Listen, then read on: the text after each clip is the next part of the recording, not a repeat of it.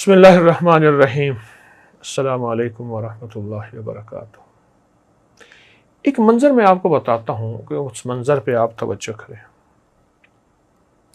ایک بندہ مدینہ منورہ سے چلتا ہے، اس کے پاس ایک بیمار خچر ہے، بالکل بیمار، کمزور،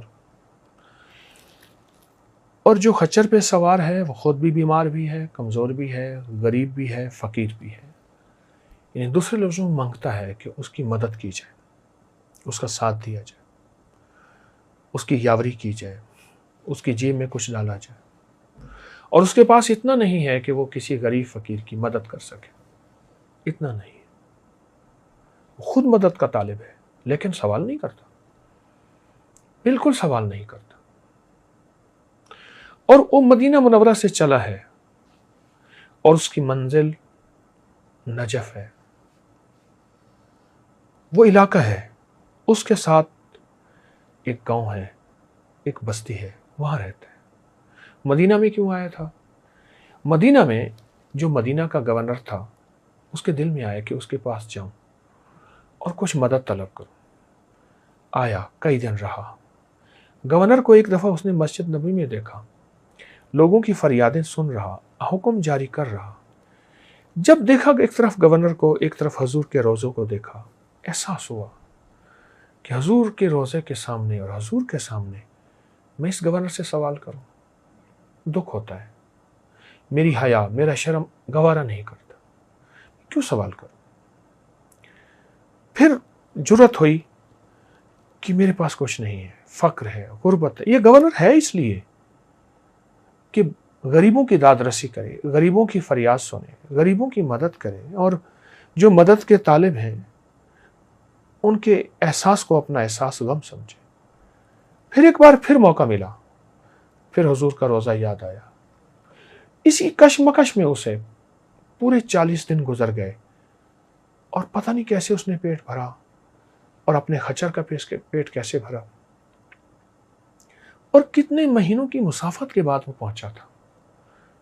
کوئی گھنٹوں کی مسافت، کوئی منٹوں کی مسافت نہیں تھی، اور ایک آس لے کے آیا تھا کہ مدینہ کا گورنر ہے، اس کے پاس جاؤں گا، کچھ مدد مل جائے گی، کچھ 4 دن سکھی گزر جائیں گے، کچھ زندگی میں سہولت مل جائے گی۔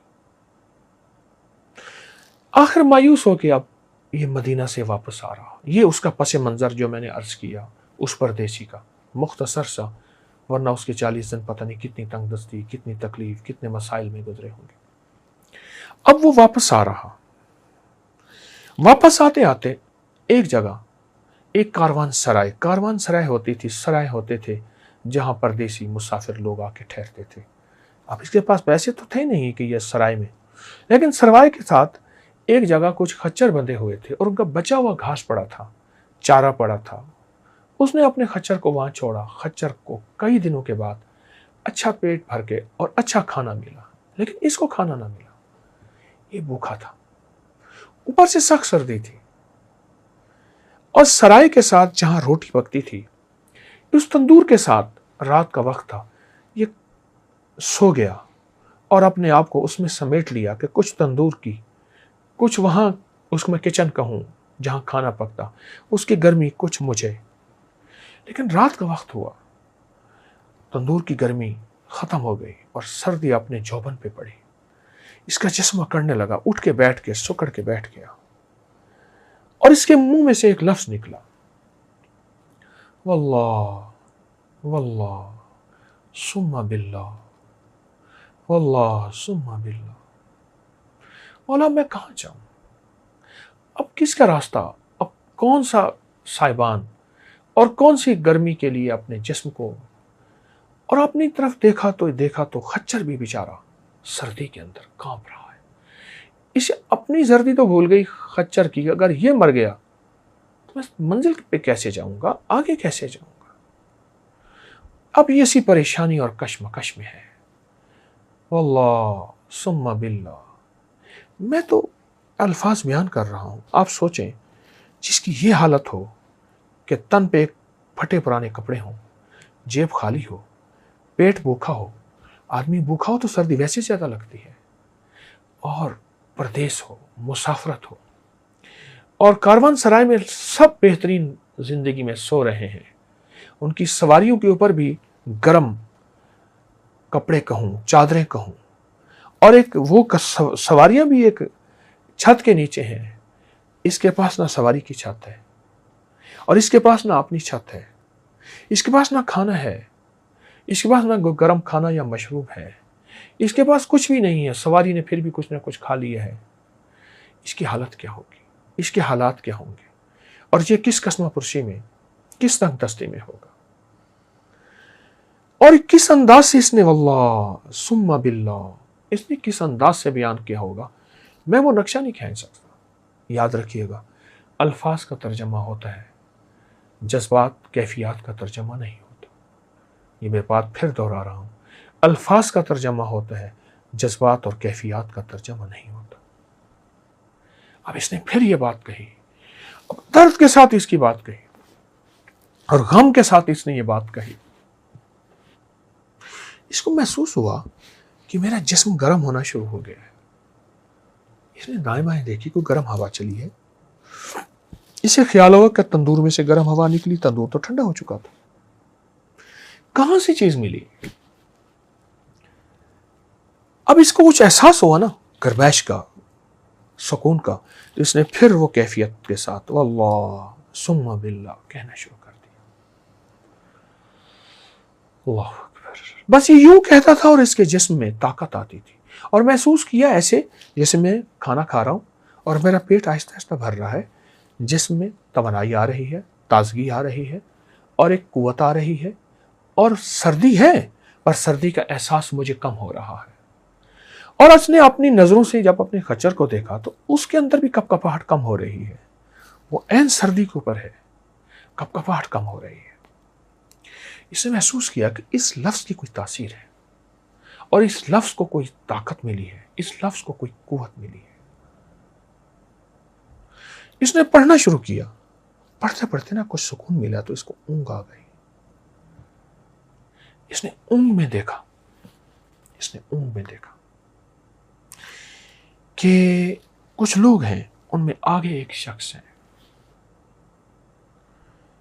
اور وہ اس کو تھپکی دیتے ہیں، کہتے ہیں یہ ہمارے گھر سے تمہیں یہ لفظ ملا تھا، اور اس کو پڑھتا رہے، اس کو نہ چھوڑ، اور یہی لفظ تجھے منزل پہ پہنچائے گا. اور مدینہ کے گورنر کے ساتھ تو نے اچھا کیا، سلام نہیں کیا، مجھے میرے حضور نے بھیجا ہے صلی اللہ علیہ وسلم. جا.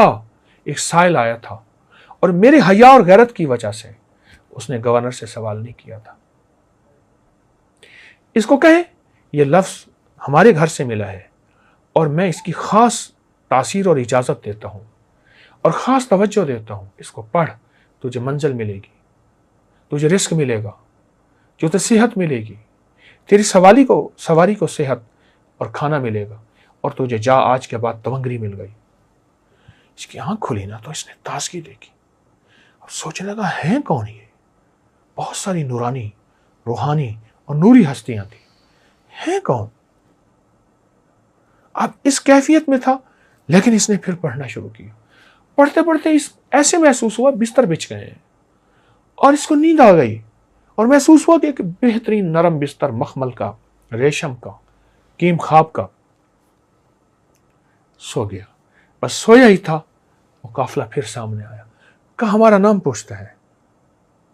ہم سارے بقی کے رہنے والے ہیں، آل رسول ہیں، اصحاب رسول ہیں. اور پھر ایک ایک کا نام بتایا، اور جو نام بتا رہے تھے وہ امام حسن تھے رضی اللہ تعالی عنہ، سلام اللہ رضوان اللہ تعالی علیہ اجمعین. امام حسن تھے. فرمایا تجھے یاد ہے، تجھے یاد ہے کہ تیرا والد ایک دفعہ ہمارے پاس آیا تھا، اور ایک دم اس کا نقشہ کھینچا کہ اس کا والد ہے. امام حسن کی خدمت میں حاضر ہوا اور ان سے عرض کیا میرے حالات درست ہو جائیں. تو فرمایا امام حسن، اب وہ خواب میں سارا نقشہ ہے، فرماتے ہیں تیرے حالات درست ہو جائیں گے، پر اللہ نے تیرے لیے خیر اسی میں رکھی ہے، تھوڑے مال اور دولت میں اللہ کے پاس چلا جا، وسعت تیرے بیٹے کے پاس ہے، اور پھر اس کی نسلوں کے پاس ہے، خوشحالی، وسعت. اور یاد رکھ تیرا بیٹا مدینے آئے گا، 40 دن یہاں گزارے گا، حضور کے حیا اور شرم کی وجہ سے، غیرت کی وجہ سے کسی سے سوال نہیں کرے گا۔ پھر اسے ایک لفظ عطا ہوگا غیب سے، وہ ہوگا واللہ ثم باللہ، وہ لفظ عطا ہوگا۔ اس لفظ کے بعد اس لفظ کو اس کی وجدان کی کیفیت میں عطا ہوگا، درد کی کیفیت میں عطا ہوگا، لیکن پہلے اس کی آزمائش لی جائے گی 40 دن، غربت سے، تنگ دستی سے، بیماریوں سے، دکھوں سے، نہ کھانا، نہ دوا، نہ پینا، نہ سکھ، نہ آرام، لیکن وہ ہمارے مدینے میں باوقار ہو کے رہے گا اور حرمت مصطفیٰ، عزت مصطفیٰ کا خیال رکھے گا، پاس کرے گا اور ان کا لحاظ رکھے گا۔ اس حرمت مصطفیٰ، عزت مصطفیٰ سے مصطفیٰ کا گھرانہ آئے گا اور اس کا ساتھ دے گا، کملی والے کا گھرانہ آئے گا صلی اللہ تعالی علیہ وسلم، اس کا ساتھ دے گا۔ اب یہ خواب میں سارا نقشہ والد کا دیکھ رہا ہے، اچانک والد کا نقشہ ختم ہوا، اس کی آنکھ کھلی، اچھا والد نے ایک دفعہ یہ بات بتائی تھی مجھے اور مجھے تو بھول گئی، یہ سارا نقشہ وہی دہرایا گیا ہے۔ اس نے صرف کملی والے اللہ کے نبی علیہ السلام، اس کے آل اصحاب اور اس کے آل کا حیا کیا تھا، بس حیا کیا تھا اور ان کا لحاظ کیا تھا۔ میں حضور کے روزے کے سامنے کسی اور سے سوال کروں، گورنر لوگوں کو اشرفیوں کی تھیلیاں دے رہا تھا، حکم جاری کر رہا تھا، اتنی دے دو اس کو، اتنی دے دو اس کی، اور پوری اس کی مملکت سے لوگ آئے ہوئے تھے اور وہ سب کی دادرسی کر رہا تھا، اور اس وہ گورنر تھا ہی دادرسی کے لیے، اور اس نے نہیں کیا۔ ان کو تھوڑا مال ملا، جو 100 شرفی 200 500 1000 ختم ہو گیا، اور اس نے اپنی نسلوں کے لیے تونگری، مال، بخت، نعمت، چیزیں لے لی، اور وہ کس وجہ سے؟ صرف اللہ کے حبیب کا حیا کیا اور اللہ کے حبیب کی آل سے حیا کیا، بقی میں سامنے اصحاب سے حیا کیا، بقی میں سامنے، اور اس کی وجہ سے اللہ جل شانہ نے اس کے لیے وسعت برکت کے دروازے کیسے کھولے، اب سنیے۔ اب رات یہاں کاروان سرائے میں رہا، صبح اٹھا تو دیکھا کہ سواری بھی حشاش بشاش، خود بھی حشاش بشاش، اور سواری تیز دوڑ رہی ہے اور لوگ حیران ہیں، اور یہ منزلیں طے کرتا کرتا ہر جگہ جہاں بھی رہتا تھا رات کو اس کے لیے رات مخمل بن جاتی تھی، جہاں بھی رہتا تھا۔ جب آیا تھا قسمہ پرسی کی رات تھی، جب آیا تھا تو غربت کی رات تھی، غربت کی بھی ہوتی ہے عجب صبح عجب شام، کرتا ہے سفر جب قافلہ راحت و آرام۔ آیا تھا حالات یہ تھے، اللہ آزما رہا تھا، یاد رکھیے گا میرا اللہ پاک بعض اوقات بندوں کو آزماتا ہے، کچے ہیں یا پکے ہیں، میرے ہیں یا غیر کے ہیں، مجھ سے نظر تو نہیں ہٹاتے، اللہ سے نظر نہیں ہٹی، اللہ کے حبیب سے نظر نہیں ہٹی۔ اب جہاں بھی رات گزر رہی ہے، دن ہے، طرح طرح کے میوے کھانے کو مل رہے ہیں، لوگ خود بخود لا رہے ہیں، سلا رہے ہیں اور اس کو بستر دے رہے ہیں، ہر بندہ اس کو استقبال کر رہا ہے ایسے جیسے جانتا ہو، اور یہ ہر بندہ اس کا دوست ہو یا اس کا اپنا ہو یا اس کا بھائی ہو۔ حیران، پر کبھی کبھی بیٹھ کے نا سوچتا تھا یہ میرے نصیب کیسے کھلے۔ آواز اندر سے آتی تھی، ہمارا نام لے، اور اس درد سے لینا، خیال کرنا بغیر درد کے ہم اس نام کی تاثیر نہیں دیں گے، بغیر یقین کے ہم اس نام کی تاثیر نہیں دیں گے۔ اور پھر یہ درد سے ایسے کہہ کے واللہ ثم باللہ، واللہ ثم باللہ، واللہ ثم باللہ، یقین جانی مجھے مزہ آنا شروع ہو گیا، میرے منہ میں پانی بھرا ہے، میرے منہ میں پانی بھرا ہے، اس کی لذت، اس کی چاشنی۔ اللہ کا نام کیفیات سے لیا جائے، درد سے لیا جائے۔ ہاں آج 13 محرم الحرام ہے، 13 محرم الحرام میں میں نے آپ کو چھوٹا سا تحفہ دیا ہے، ایک نقطہ دیا ہے۔ وہ خچر، اس کی غربت، تنگ دستی، وہ انسان، غربت عربی میں مسافرت کو کہتے ہیں، مسافر ہونے کو کہتے ہیں، وہ انسان، اس کی غربت اور تنگ دستی، اور اس کے گھر کے حالات کیا ہوں گے، اور 40 دن کے بعد گھر والے انتظار کر رہے ہوں گے، جائے گا کچھ لے کے آئے گا۔ جب گیا نا گھر، منزلیں طے کرتے، راحت کا سامان، راحت کا سفر، جب گھر پہنچا اور گھر پہنچتے ہی دیکھا کہ گھر میں تونکری کا سامان ہے۔ یہ کیا؟ کھانا، چیزیں، گوشت، میوے، نعمت۔ اس نے کہا آپ نے کسی کے ساتھ تجارت کی تھی اور ایک تاجر آیا تھا، اس نے کہا بہت نفع ہوا تجارت کی، یہ ان کا جو نفع ہے وہ میں ان کے دے کے جا رہا ہوں. ہم نے روکا بھی صحیح. انہوں نے کہا نہیں میں نے آگے تجارت پہ جانا ہے, میرا آگے قافلہ جا رہا ہے. ہم نے روکا بھی صحیح. کون تاجر تھا, کیا حلیہ تھا؟ اس نے کہا یہ حلیہ تھا, میں نے تو کسی سے تجارت نہیں کی, میرے پاس تھا ہی کچھ نہیں. کہا جاتے ہو بس کہہ گیا تھا کہ واللہ ثم باللہ کو نہ چھوڑنا. ہمیں سمجھ نہیں آئی یہ کیا ہے. تو ایک دم اس کی ہائے نکلی, ایک دم اس کی ہائے نکلی. من کان للہ کان اللہ لہ, جو اللہ کا ہو جاتا ہے اللہ اس کا ہو جاتا ہے. امام حسن بن علی وہ تشریف لائے اور فرمائیے تجھے ہمارے گھر سے ملا ہے اور وہ تجھے نے ہمارا حیا کیا ہے, تو نے ہمارا لحاظ کیا ہے, تو نے ہمارا شرم اور ہمارا ادب کیا ہے, اس کی وجہ سے تجھے ملا. او گھر میں پھر دولت اور وسعت اور برکت کے جو خزانے لٹے اور ملے. کہا کہ پھر اس گھر میں ہر وقت ایک صدا آتی تھی, واللہ ثم باللہ. گھر کا بچہ بچہ یہی لفظ کہتا تھا, گھر کا بچہ بچہ یہی بول کہتا تھا, گھر کا بچہ بچہ اسی الفاظ کے اندر ڈوب جاتا تھا, ان لفظوں کے اندر ڈوب جاتا تھا. ہاں, نبی علیہ الصلوۃ والسلام کا حیا, ان کے ساتھ ادب شرم, اور ان کی اعلیٰ صاحب کے ساتھ, آل رسول کے ساتھ, اصحاب رسول. اللہ اس کا صلہ دیتا ہے. رب کسی کی محنت کو ضائع نہیں کرتا, رب اس کا صلہ دیتا ہے اور دیتا ہے, اور دیتا بھی اپنے غیب کے خزانے سے ہے, اور دیتا بھی ایسا ہے کہ اللہ دولتوں اور عزتوں کے دروازے کھول کے دکھا دیتا ہے, دولتوں اور عزتوں کے دروازے کھول کے دکھا دیتا ہے.